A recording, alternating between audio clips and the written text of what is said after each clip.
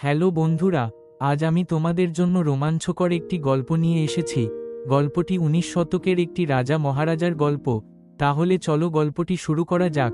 মুভির শুরুতেই আমরা একটি মেয়েকে দেখতে পাই, যার নাম এলেনগার্ড।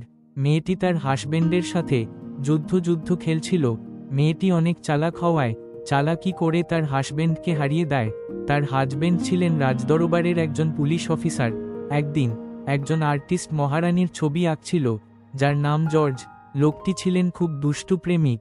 মহারানী তার কৌশল দেখে মনোমুগ্ধ হয়ে তাকে রাজদরবারে আমন্ত্রণ জানান। জর্জ সেখানে এলেনগার্ডকে প্রথম নজরে দেখে ভালোবেসে ফেলে। জর্জ এলেনগার্ডের একটি ছবি আঁকতে চাইছিল, কিন্তু মেয়েটির বাবা কিছুতেই রাজি হন না। মহারানী জর্জকে তার ছেলেটিকে দেখিয়ে বলেন, এই ছেলেটির মধ্যে কোনো কামনা বাসনা নেই। তোমাকে তার ভিতরের কামনা বাসনাকে জাগিয়ে তুলতে হবে, আর তার জন্য তুমি যা চাইবে তা পেয়ে যাবে। জর্জ উপহার রূপে এলেনগার্ডকে চায়।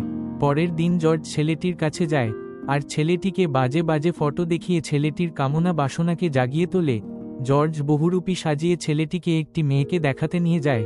জর্জ ছবি আঁকার বাহানা মেরে মেয়েটিকে ছেলেটির সাথে আলাপ করায়, আর মেয়েটিকে ছেলেটির প্রেমে বেঁধে ফেলে। পরের দিন জর্জ মহারানীকে পুরো বিষয়টা খুলে বলে। জর্জের কথা শুনে মহারানী খুব খুশি হয়ে যায়, আর জর্জকে কিছু টাকা দেন। কিছুদিন পর তাদের বিবাহ সম্পূর্ণ হয়ে যায়।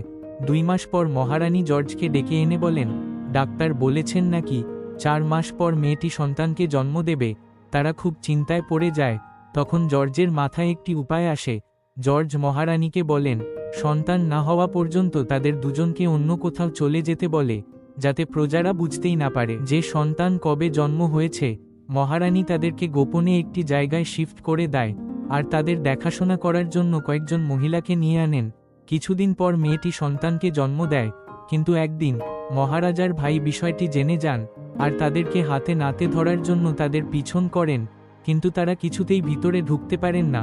তারা একটি পরিকল্পনা করে। সন্তান হওয়ার খুশিতে মহারানী একটি ইভেন্ট রাখেন। সেখানে যখন সবাই কথা বলতে ব্যস্ত, সে সময় একজন সন্তানটিকে চুরি করে পালিয়ে যায়।